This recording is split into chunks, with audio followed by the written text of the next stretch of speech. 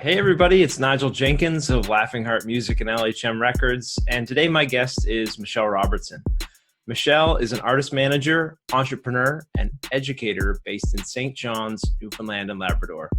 We got into some really practical tips about the kinds of assets and content pieces you'll need to create when you're getting started as an artist, how to prepare for a conference or festival event, and some of our favorite Winnipeg, Manitoba stories. Thanks so much to Music NL, the province of NL, and ECOA for sponsoring this video series. I hope you enjoy the chat.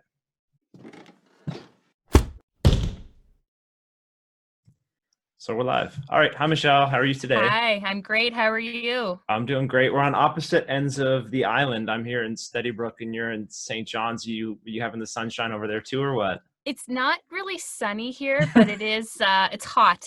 So yeah, no complaints. I think about St. John's, and it's like the opposite of it's always sunny in Philadelphia. It's never sunny in St. John's. Tell me about it. It's the biggest thing I miss from both the west coast of Newfoundland and also Winnipeg, which is where I grew up. Right. Yeah, well, we're going to get into the Winnipeg thing, actually. I've got a question for you about Winnipeg versus Newfoundland, but I see you are in sort of a studio area there. It's a home studio you've got going? This is the Blue Room, owned and operated by Scott Hammond, my wonderful life partner. And it's in our home, so given it's the only place with air conditioning, I thought I'd set up here. And then it's away from the cats, and I'm not bothering anyone either. So. Okay, very cool. So is it primarily Scott's clients coming in there, or yours, or a combination? No, I'd say this is Scott's domain. It's been designed to be primarily a mixing suite. So. Right. We have had a number of people come and do some tracking, which is always interesting because it's not that big. But we've had like a full drum kit plus bass, guitar, keys, vocals. It's made for an interesting couple of days. Yeah, I've got my own little like sort of 10 by 10 space happening here that I got set up for listening, not mixing because I don't do that, but listening and some of my own fun recording stuff.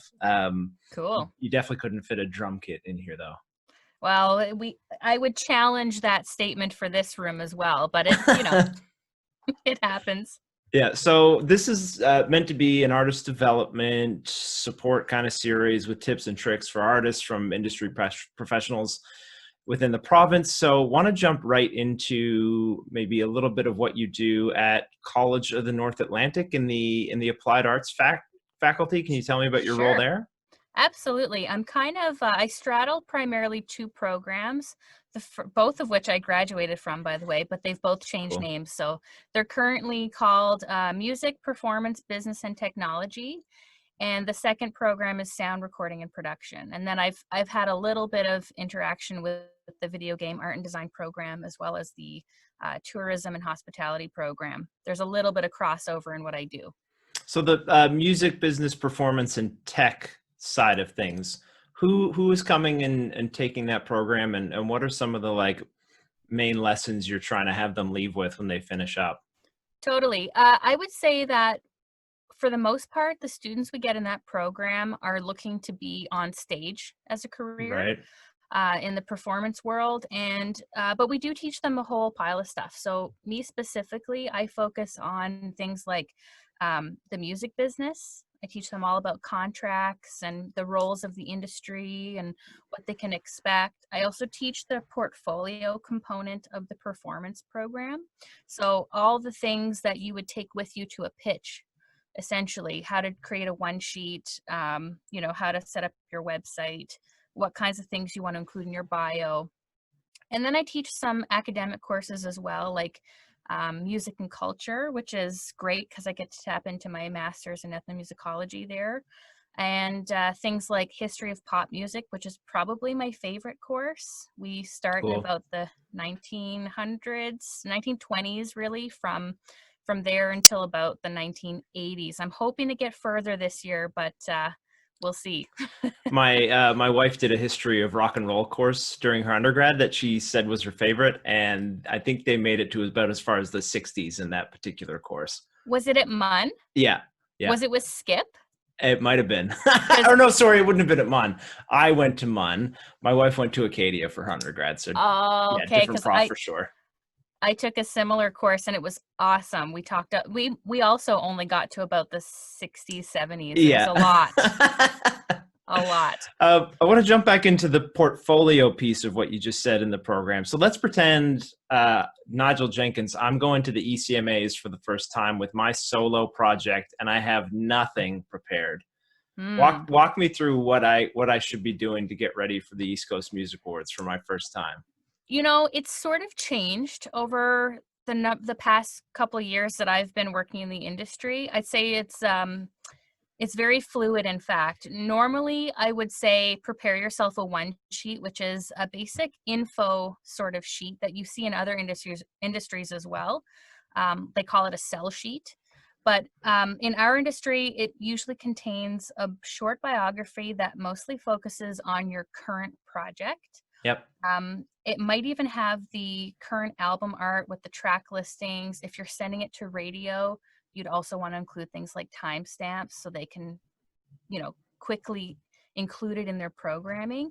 And then, of course, all of your contact information, including social media links and website information, so that they can take it with them after you've pitched in person and remember a little bit about you and do a little bit more research on their own.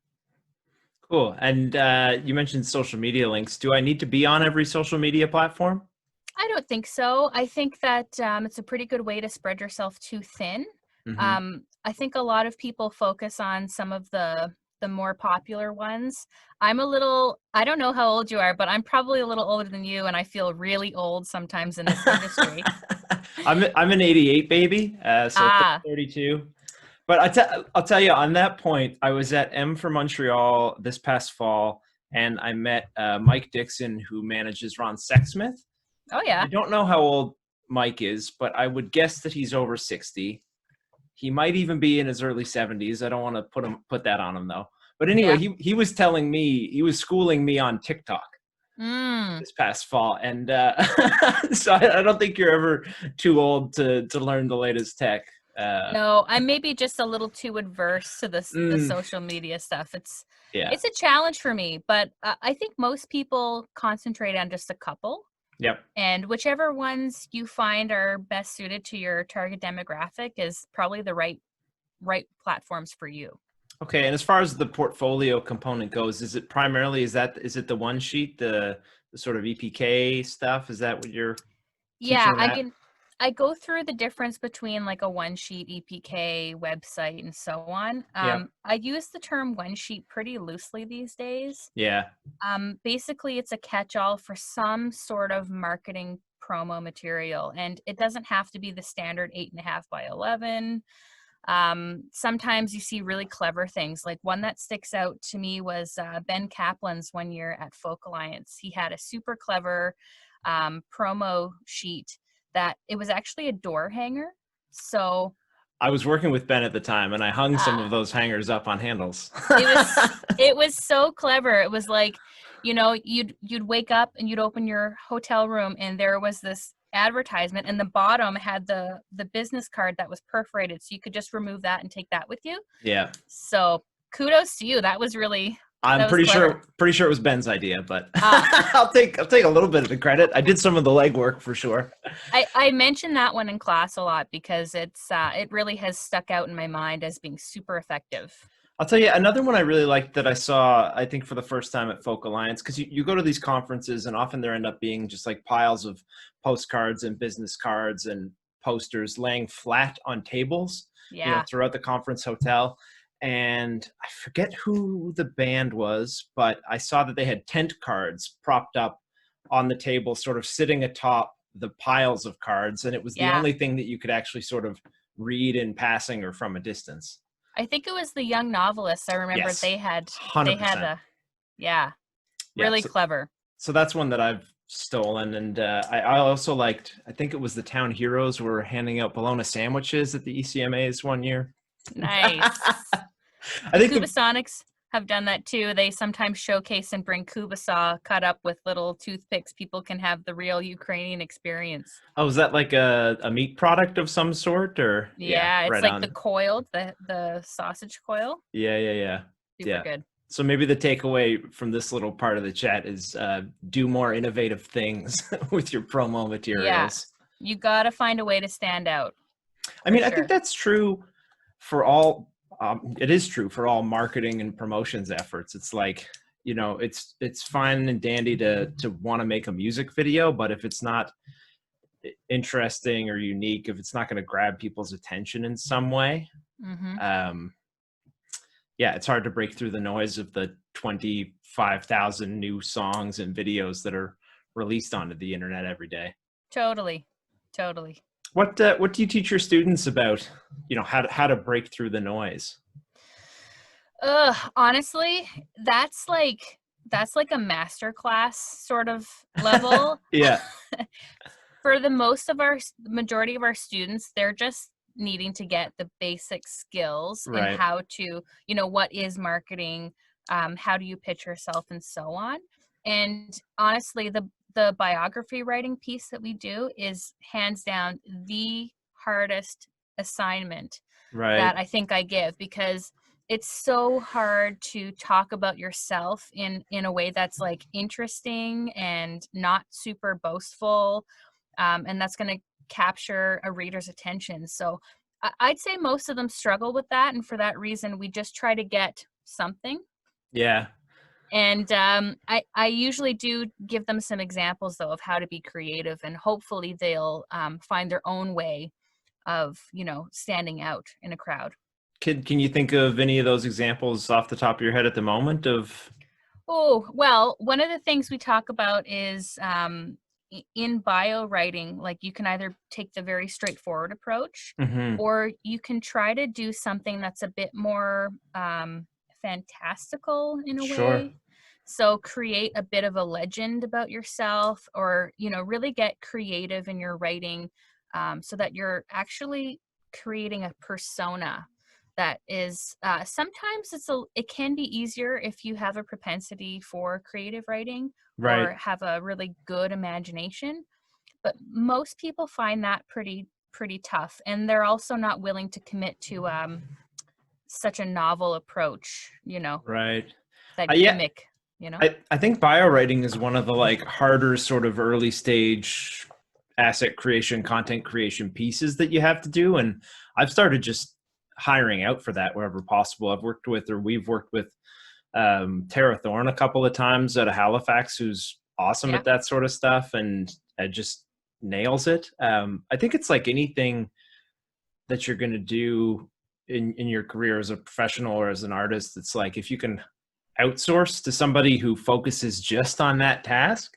Totally. Like we use, a dedicated publicist too, Trevor Murphy, for a lot of projects, and he's awesome at publicity.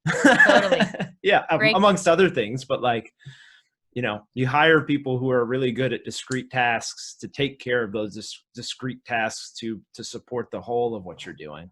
Absolutely. And that's typically the direction I go when I'm consulting with my own business. In the classroom, the point of the program is really to get students to really learn something and hone some sort of skill set, so that in the beginning, when they have no money and no other resources, they can do something to try to get themselves off the ground. Yeah. Yeah. It's interesting at that early stage, when you do have to try and do everything yourself versus being able to pay versus maybe trying to barter. I have worked with some artists very early on who have other skill sets and are able to barter with other service professionals. Is that something you see happening with your own clients, sort of the emerging stage ones? Yeah, I think some of them have gotten pretty clever at, how they can trade.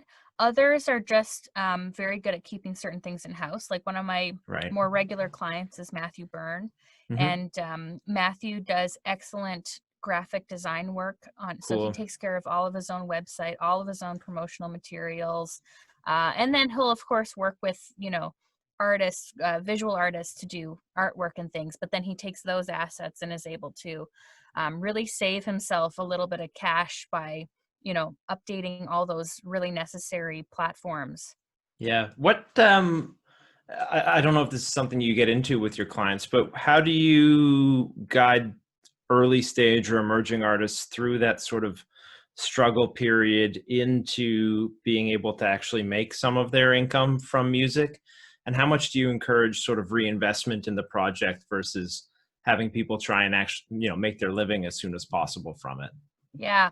To be honest, the most contact I have with truly emerging artists Yeah, is as an educator at the sure. college. Um, when I do my freelance work, I'm typically working with the artists that have been around for a little while. They've Right. gotten some traction, but they need a little help, either securing funding or figuring out their next move. Yep. And so with them, they tend to have access to a few more resources. Right. For the students who are like really just getting started and might not even have a part-time job that can help pay for some of these initiatives, I really do suggest they look into their own network and figure out who has the skill set that they need and what they can offer in exchange. It might be something like, credit and tickets to their show, or maybe it's, beer and pizza, whatever they can afford. Yeah, yeah. I'll help you move next month. I don't know. Well, hey, if you've got a truck or a van or something. Yeah. Yeah. Okay, so maybe jumping into your own business a little bit. It's Feedback Music Consulting. That's the name of the company. Yes. So it's primarily working in a consulting sort of project role with artists. Is that right? Yeah, I started the company in 2014, or was it probably earlier than that. I officially registered in 2014. But when I came on as a manager with Kilbride Music, I came on as sort of a regular freelancer. Right. And so I sort of had to create my own business Yep. once I started making over that threshold. And so I kept it mainly to ad hoc artist development services so that I wasn't, managing with one company and then managing my own. So the majority of the services I offer through Feedback Music Consulting is grant writing. Yep. That's probably the biggest service. And then I'll do anything like consulting. I'll even do some freelance representation at conferences if an artist needs. I've helped people get their P2 visas, also showcase and application submissions. So whatever they might need. I've also done things like sales reporting. I'd say my bread and butter, though, with that is grant writing. Okay, so I mean, this is it's a Newfoundland and Labrador focused video series. For artists based in the province, what are some of the most important grant funding agencies and programs that they should be aware of? Oh, I think Music and L for sure, especially if you're working in a very commercialized genre of music. So things like pop, rock, hip hop, all that kind of stuff. If you're doing something that's a little more culturally relevant, then Arts and L is also an extremely valuable arts administrator and funding agency here. They offer all sorts of programs, including the school touring program, which is one that's super cool. Locally. Can you tell me about that a little bit? I'm not aware of the school touring program. Yeah, so I don't know that it's not one that I apply for often, but it does interest me because basically they want you to create a tour that you go and show to the schools. And depending on what you're doing, this could be a super great way to get the word out about what you're doing. Yeah. Also ensure yourself a good bit of income and a profitable tour. Yeah. And it can also take you into some markets that you might not get a chance to tour otherwise, such as Labrador, such as some obscure parts of rural Newfoundland. And it's a pretty hefty grant. I think they'll give you up to $20,000 to do that. Wow, that's great. I might start my own project after all. Yeah, there you go. Oops. And then there's the City of St. John's. That's not one I usually work on, just because it's a very small grant, and it's, Right. you know, I do have to charge for my services. So I try to be realistic with artists. I don't want to take anyone's money if it's not, if I don't think there's a great chance of them getting it. In those cases, what I'll normally do is offer a different type of service. Maybe I'll offer to review and edit their document or Right. consult. And this way it's a lot less expensive for the artist, but they're still gaining some valuable insights and hopefully getting a better shot at securing the grant. Yeah, I'm really bad at wanting to help everyone. So just as an example, yesterday I worked on and submitted 8 grants to Music Nova Scotia, and Wow. 6 of them did not have admin fees. So Wow. oh my. Anyway, nothing like being stretched thin in Right. But I think that's a big part of what we do, though, on the industry side, is Mhm. when I really try to boil down what I'm doing and why. It's I'm helping people because I like helping people. You know, I don't think that I put enough effort into my own stuff. Like, if you try to look up feedback music consulting, you'll see I don't have a Facebook page. I don't have a website. Right. I have a logo, woohoo, but that's about it. And it's because I prefer to spend my time really focusing on my clients' needs, and I get a lot of satisfaction out of that. Yeah, it's interesting. I've been having this conversation with a few people lately because that's my primary driver too, is like I like feeling like I'm helping people, and I Hmm. like doing a good job at helping people. And then the thing that I have not always given enough energy to is making sure that I have a really viable business operation going so that I can continue to be in business for many years and help many artists over those many years. Totally. Yeah, that's the harder part, because it's like there are dozens, if not hundreds, of people I'm sure who I would be totally open to working with and would love to support. And then I'd have hundreds of clients and not be servicing any of them particularly well, and have no money coming into the company, and eventually I'd have to go find a day job for myself. Yeah, Not that I there's hear anything that. wrong with a day job. I encourage people to take day jobs, and I started off with one. Yeah. um, but And I yeah. kind of did I kind of did the opposite. So I started managing the same year that I started my master's program, and I was doing both concurrently. You can probably figure out which one was more interesting to me as a mid 20 something. Yeah. Uh, so it took me a little longer to finish my master's, but then I had an opportunity to go teach at the college, and that has been a real pleasure. Not only has it provided me with stable income, but I do feel like I get to know these students. I get to watch them grow, and sometimes their growth is super obvious at the end of the 2-year program. And Yeah, yeah, yeah. you know, I can't say all of them, you know, really take the lessons that I'm giving to them, Right. or even appear every day. Um, It is college.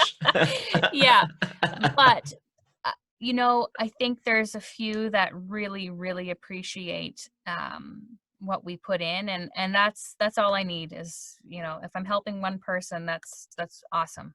Yeah, yeah. Well, that would be nice to have sort of a new batch of excited young people coming in every year. And I would imagine it probably is a little different than other college programs where people are going to be pretty excited to be doing most of what they're learning there, I'm sure. Yeah, I think you'd be surprised at how the enthusiasm, you know, ebbs and flows. But those who are interested and they're, I think they really do leave with a lot, you know? Right. So what Yeah. about the sound recording program there? What are you taking students through on that front? So I teach them, well, a couple of things during intercession. Believe it or not, I teach them stage lighting, which is kind Cool. of hilarious. It's super fun for me Yeah. because it's very hands-on, aside from this past intercession where we didn't get to do the Mm. hands-on component due to COVID. Yeah. Um, but it's a creative medium, and we're just learning the basics. So it's going through with them, you know, what is stage lighting, what's DMX, and how can you use it to enhance your show. I also teach them things like career management. So it's similar to a portfolio sort of component, but it's geared towards the sound students, helping them to figure out what kind of job they might end up with and Right. develop their resumes, all that kind of thing. They also take some of my crossover electives, things like the music and culture, history of pop music, and the sound students have really enjoyed that the past couple of years, as have the video game art and design students, because music plays such a big role in what most of them are doing or hoping to do. Yeah. So being able to give them a bit of the history of is helpful. Then they start to understand where some of these trends are coming from and what sort of production techniques they can include given the genre that the client is working in and so on. So are there actual students there doing sort of video game creation on the campus? Yes. Cool. That's the video game art and design program. It's super cool. They do things like what was it called? Game Jam, where they spent like a whole weekend creating a video game from scratch in like 48 hours. It's pretty incredible. Well, what a great opportunity too for the music students or the young artists there to be like meeting video game creators who might go on to bigger production companies or video game companies, studios, and maybe find sync opportunities for the artists that they knew way back when. I see that, and I try and encourage that with folks who live in towns where there are film programs or video game programs. It's like, go meet those people because they're going to be working at EA Sports. They're going to be working at DreamWorks. You know what I mean? In 5, 10, 15 years from now. And hopefully your career will last that long. And then you'll have connections at, all sorts of companies that are hopefully going to open doors up for you. Well, we're very lucky. The Faculty of Arts at CNA are they're pretty close, tight-knit group. So we always try to collaborate. Like another collaboration is between the journalism program. So they'll often come and report on our shows. We get students in to go perform live on their radio show. And for the portfolio component that I do, I have an internal partnership with the graphic design program. Right. So I teach the students how to use like simple pieces of software like Canva, which is a super awesome free software, and create their own marketing assets in the first few semesters we do that course. And then in the final one, they actually partner with graphic design and become the client. So they get to communicate, the brand identity that they've been working on and try to come up with some, proper marketing tools that they can leave with and use. Yeah, Canva is one I use all the time, canva.com, and then Pixlr, pixlr.com is another one that I use. I think Pixlr must be some sort of like Photoshop analog, but free online. Yeah, Photopea is another one that's free. It's just like Photoshop, but it's free online. So sometimes I'll do a little bit of advanced editing in that and then import the photo into Canva. Yeah. And it's pretty amazing what you can create. Yeah, well, I love on Canva specifically that you can make like banner images of specific sizes for Facebook or for YouTube or Bandcamp, and they've got all those templates in there. Yeah. Because that's something that like I just wouldn't know offhand how to do myself really well, but you pop the image in there and boom, it's ready to go. I don't think there's any replacement for working with a true graphic designer, but when you're starting out and you have like no money, or if you've been like, you decide all of a sudden you want to do something special on Facebook or you need some sort of a graphic, it's pretty awesome to go on and create something in a matter of, well, depending on how creative you are, maybe half an hour, maybe a few days, who knows? Yeah, I mean, I take minutes, but I need to just put more time into my stuff probably. I'm not a whiz by any means. Yeah. So let's jump back to, you mentioned that you're from Winnipeg originally. Yeah. What sparked the decision or, how did you end up in St. John's? And why did you stay? If I had $1 for every time somebody asked me that question, I could probably retire by now. I should start charging. No. This is a paid appearance. Yeah. I really loved traveling as a teen. I had done a couple of French language programs within Canada for a few summers, and that sort of piqued my interest in, learning about new places. And so I did a year of university in Winnipeg because mom made me and paid for it. So thank you.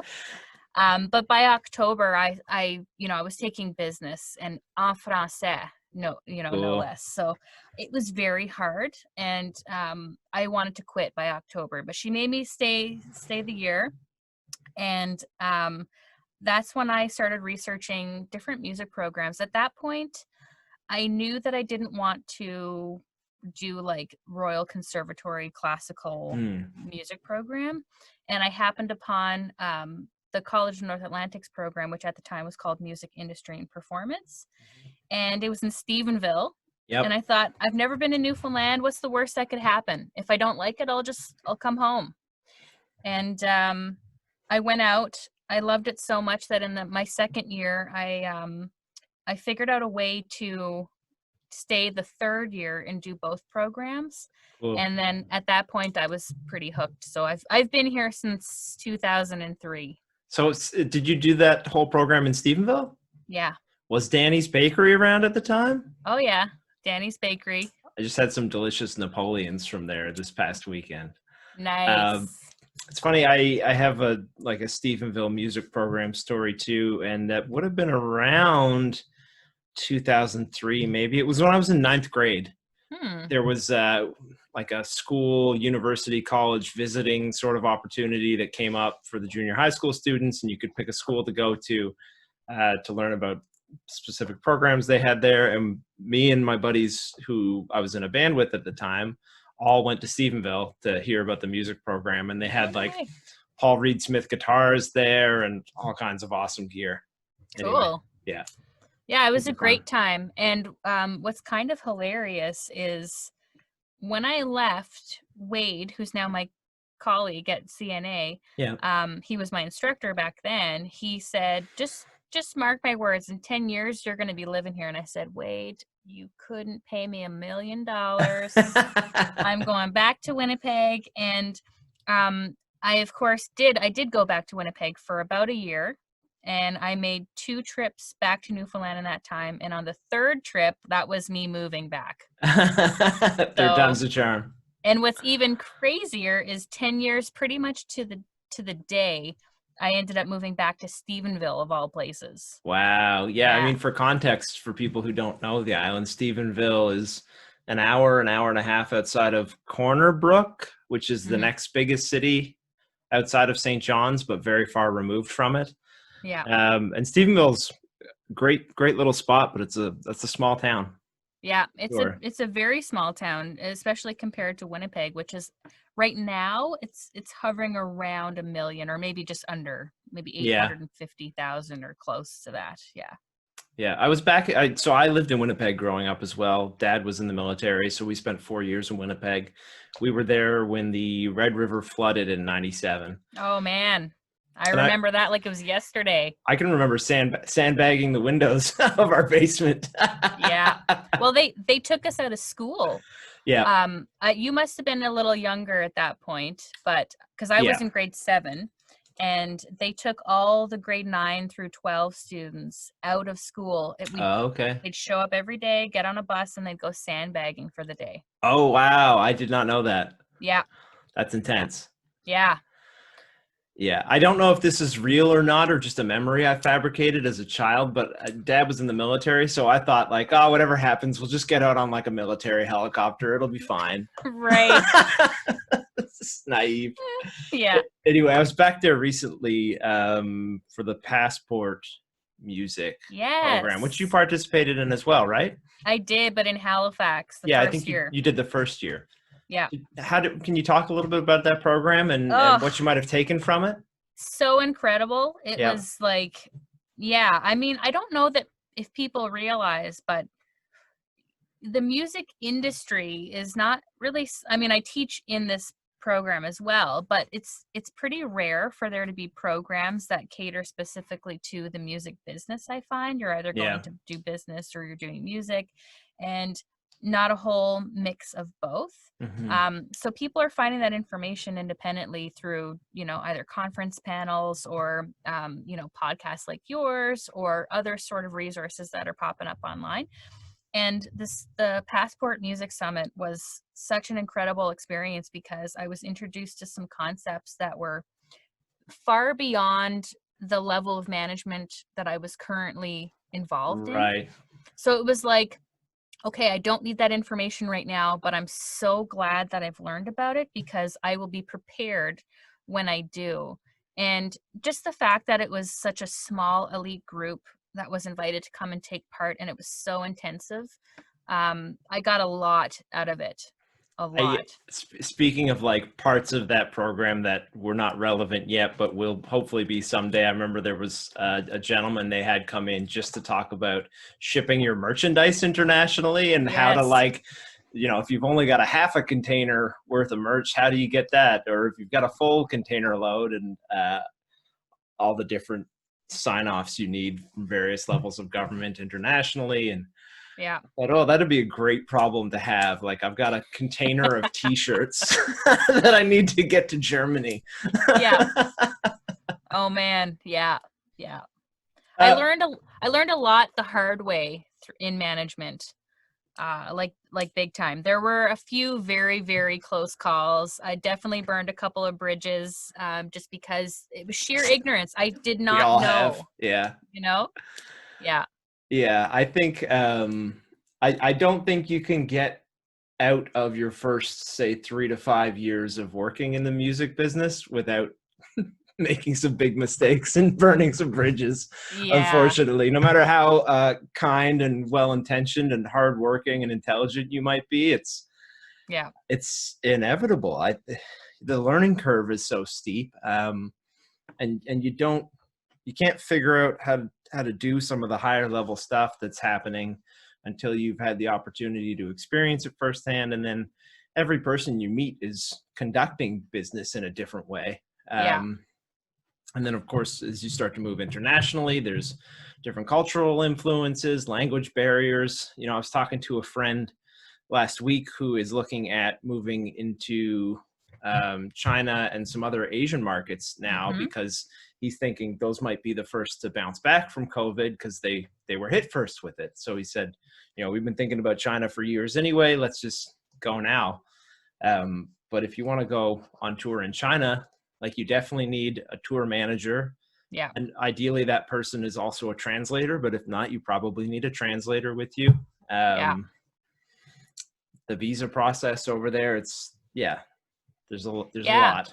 Even like having a cultural ambassador with you, just to like make sure you're not offending anybody, because it's pretty simple to get into some tricky situations if you don't know. Like, even traveling as just a regular Joe, you want to be careful and do your research so you don't find yourself on the wrong street at the wrong time. I was going to say, even at home, I've been in really dicey situations on the road in Canada with bands that I've, been traveling with. If you're in the wrong part of a city at the wrong time of day or night,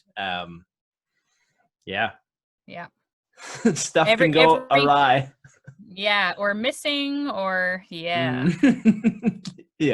I owned a tour van briefly, and actually this was in Winnipeg. Hillsburn were touring across Canada at the time, I think in support of their second album, and we're parked on a residential street overnight in Winnipeg, and they came out the next morning and the windows were busted out of the van. Nothing had been stolen. Rosanna's very expensive violin was like hanging out of the window. So they went from Winnipeg to Vancouver with garbage bags taped over the broken windows. Oh man. And then they drove from Vancouver back to Halifax that same way. Wow. That was rough. I wasn't there, but I imagine it was rough on them. On behalf of Winnipeg, I'm sorry. I think it was just it seems like it was just kids, like neighborhood kids is the impression we all sort of had. Otherwise, who would just, throw rocks and then not steal the thousands of dollars of equipment. Yeah. And there were other cars on the street too. Anyway, I don't want to dwell on it. Winnipeg's a lovely city. I enjoyed my time there. Yeah. I usually get, oh, you're from Winnipeg? I'm so sorry. But the truth is, it's a very culturally rich city, and there's so much going on with regards to the arts and music and theater, and like there's a lot going on. Yeah, I mean, I love went to Festival du Voyageur lots growing up, and when we were there for Passport, and I got to see the Lytics headline on the Saturday night of Festival when I was there, and I'm still working with those guys, and now with Anthony Sani from the group as well. He goes by Anthony LKS. Nice. Anyway, yeah, Winnipeg's a great spot. Oh, sorry, go ahead. Oh, I was going to say, I have to credit one of their longest running festivals is called Folklorama. You were probably expecting me to say the Winnipeg Folk Fest. But Folklorama is, it usually starts around now or in August. And it's like the whole city becomes just a variety of cultural pavilions, and every cultural group that exists gets to put on a show and share their heritage. And it's so incredible. When I was a kid, Mom used to do the ultimate staycation, and for like a week we would go to different pavilions. We'd go to like the Irish pavilion for an appetizer in the show, and then we do dinner at some other one like the Caribbean pavilion, and then dessert somewhere else. And that was just like such a cool experience. And now they do VIP tours. You can like buy a group where you hop on like a big bus, and you don't have to worry about parking, waiting in line. It's pretty awesome. Yeah, cool. Yeah. Do you miss it, or is there any drawback to Winnipeg or other cities for you now? I mean, it seems like you've got a great thing going in St. John's with the teaching gig and with your consulting work. Do you ever think about bigger cities? You know, when I was a teen, I really thought I was going to end up in Toronto because I had friends there, and I had considered going to U of T for a while, and then I moved here. I moved to Stephenville, which was like town of 6,000 people or something. And now that I've lived in Newfoundland for this long, like even if you'd asked me 7 years ago, I would have said, I don't think I'll ever live in a bigger city again. It's just, you lose such a quality of life living in a city where your commute is so much longer, and it's just the hustle and bustle of a major city. It doesn't appeal to me anymore. Yeah. But I mean, with regards to Winnipeg, I think that now more than ever, I'm feeling the isolation of living in Newfoundland because, you know, like just in the past few months with COVID going on, like my folks have sold our family home of 30 years. Wow. They're moving next week to a condo, which I'm super excited Good for them. Yeah. Yeah, it's a great downsizing, but I didn't realize that, you know, when I was there last would be the last time I slept in my room.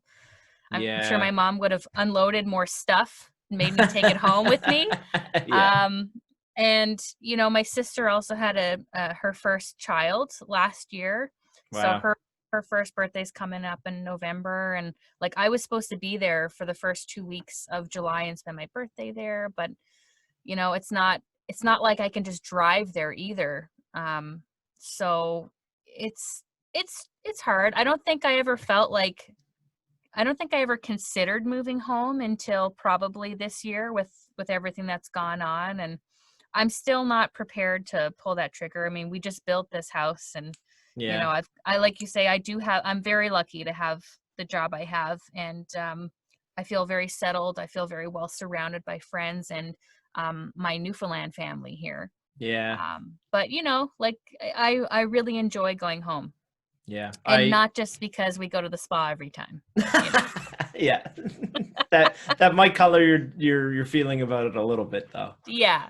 Yeah. It's interesting. So we have a family home that my mom and dad live in. That's super important to me and my brother and sister too. And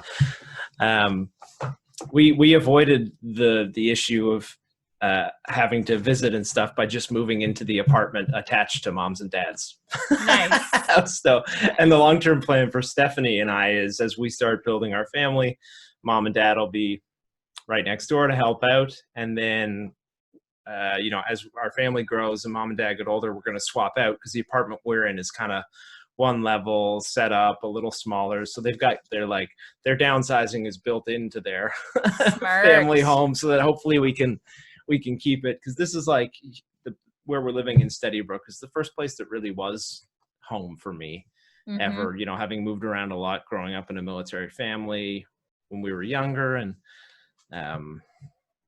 yeah, so I can understand how that would be kind of sad though, to see your own parents moving out of your childhood home.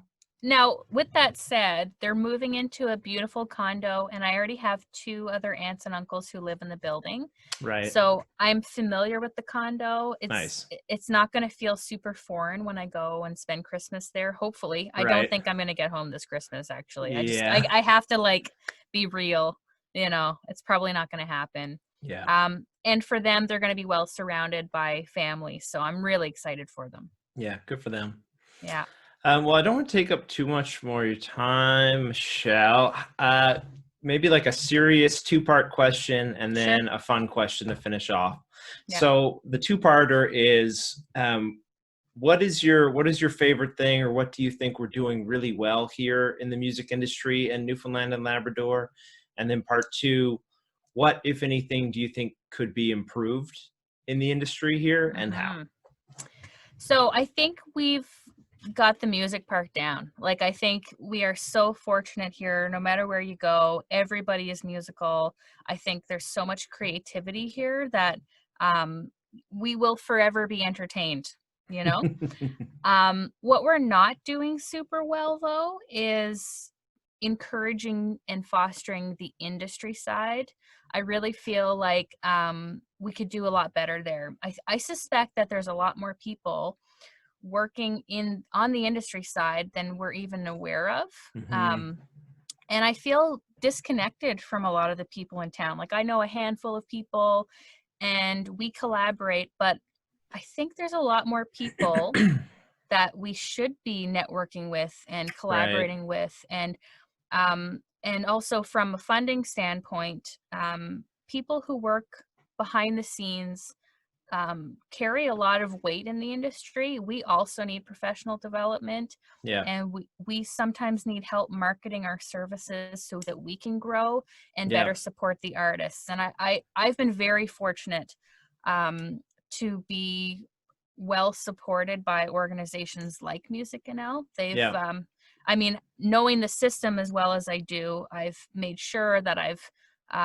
really maxed out any professional development opportunities that I have in front of me. Yeah. But I do think that it's time we really start building the infrastructure more, because without that industry infrastructure, the artists are not being supported in the way that they need to be supported. So we have to feed the whole ecosystem. Yeah, I like that. And I like the idea of having potential partners in the province for the artists who are otherwise looking to, you know, Toronto or other parts of Canada or internationally for team building. Yeah. It would be great if, you know, all of the commissions that all of our artists were earning were coming back into the province somehow. Yeah. Instead of being sent out to other provinces and territories and states. Well, and who knows, if we really excel in that area, we could actually be, you know, gaining new clients from New Brunswick, from PEI, from Nova Scotia, from Quebec. Absolutely. And, you know, I've worked with people from across Canada, but for the most part, my clientele is based on the East Coast. So I have some regulars who are from PEI and Nova Scotia, but primarily it's Newfoundland. So, but there's no reason why someone like you or me can't be working with someone from Winnipeg or BC or so on. Yeah. I love it. Okay, and fun question to finish off, since we're in the era of Zoom chats. Yeah. If you could have a 1-hour Zoom chat with any living person, who would it be and why?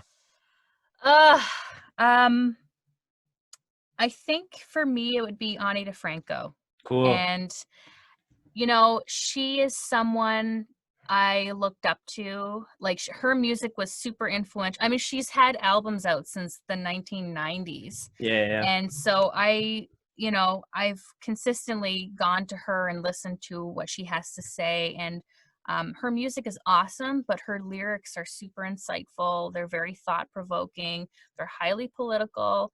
And as a young woman who was out here on this island with no family and, you know, at some points little friends, her music really empowered me to find my own independence. Cool. And you really grow into the you know, person that I am, which I'm quite confident I could stand on my own 2 feet, even if all my friends and family disappeared here. And I think her music in particular, had a lot to do with that. And if I'm being honest, a couple years ago at International Folk Alliance Conference, she did a keynote. Okay. And I took it in and I was like so enthralled with it. And then later on in one of the gorilla showcases, she walked into this like tiny hotel room and I was like so shocked. I wanted to like reach out and grab her and just like give her a hug, but I was so nervous. And I feel like that was a missed opportunity that would be really nice to remedy. I had a similar experience. So this is years ago now, actually, before I was working in the music business, but I was at the Sasquatch Music Festival with a friend of mine over on the West Coast in the States. And my buddy and I had jumped over the gate into the backstage area and we're sneaking around and we sort of climbed up the stairs to go up onto a stage. And I don't know if you know Tyler, the creator. Yeah. But he's an artist I've been a big fan of for a long time. And he was walking off the stage and walked by us. And I had one of those like fan moments as well. Yeah. Yeah. To be honest, it doesn't happen too much with me. Like I'm pretty grounded and people are people. And I try to respect, you know, their space because I'm sure they get that all the time. But Anita Franco was definitely one that I felt very like nervous to be in the same room. Just one more nervous artist fan joke or story. Saw Tim Baker at the Heritage Theater in Woody Point. Yeah. And he was in the bathroom washing his hands, and I made the joke to him about playing a guitar solo or something that didn't land. Oh no. It was very embarrassing. I've been a fan of Tim Baker and Hey Rosetta since, I don't know, 2006 or 7, whenever that first record came out. And even still, I like, you know, that's, I fan out. Me too. I wrote my master's project on them. So I studied them for like the whole 7 years it took me to do my master's. It was the moment they announced their disbanding, I was like, I'm not even done my master's yet. But of course the band would quit. But it ended up being really great because I got to do one final bit of ethnography at their final show at Mile 1. So cool. I was like in the audience taking my little notes on my cell phone. Yeah. It was a really nice like close because I had also part of my ethnographic writing was about the first time I saw them. So It was a nice little circle. Stephanie and I drove out from Corner Brook to St. John's was it at the Delta? One of those last shows at the Delta Hotel, I think. Maybe. I know that I think they did 2 at Mile 1. Yeah, there was one I think for sure that was at the Delta. Mm-hmm. And we had tickets to that one, and we showed up like 2 hours early so that we could be right front and center. And nice. Anyway. Amazing. Yeah. Amazing. Anyway, thank you so much for taking part in the video series in the chat today, Michelle. Oh, thanks for having me. And I'm so glad that this is happening. It's really exciting that this will be a resource for Newfoundland artists and beyond. Yeah. So, well, and to that point, got to thank Music NL, the province of NL, and COA for sponsoring the video series. I'm going to stop recording and then we could say an informal goodbye. Right on. All right. Talk to you soon. See ya. Bye.